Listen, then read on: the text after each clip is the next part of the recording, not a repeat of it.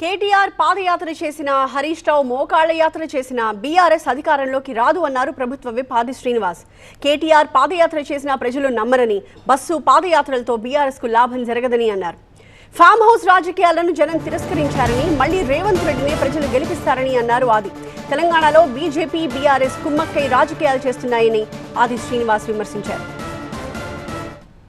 కేసీఆర్ గారు బస్సు యాత్ర చేసినా, మీరు పాదయాత్ర చేసినా, హరీష్ రావు గారు మరో యాత్ర మోకాల యాత్ర ద్వారా మీరు ప్రజలలో మొదలుపెట్టిన మీ యాత్రలు ప్రజలు మిమ్మల్ని ఎవరు కూడా నమ్మే పరిస్థితి లేనటువంటి సందర్భాన్ని ఒకసారి గుర్తు చేసుకోమని చెప్తూ, అధికారం ఉన్నప్పుడు కేసీఆర్ గారు బస్సు యాత్ర అని చెప్పని ప్రజల్లోకి వస్తామని చెప్పి రానటువంటి సందర్భం, మీరు అధికారం ఉన్నప్పుడు హెలికాప్టర్లు, బెంజీ కార్లు, ఫామ్ హౌజులు, విల్లాలలో ఉన్నటువంటి మీ రాజభోగాన్ని ప్రజలు గుర్తించే మీ కర్రు కాల్చి వాత పెడితే ఈరోజు ఎక్కడ మీరు ఉన్నారో గుర్తుంచుకోమని చెప్తా ఉన్నాం.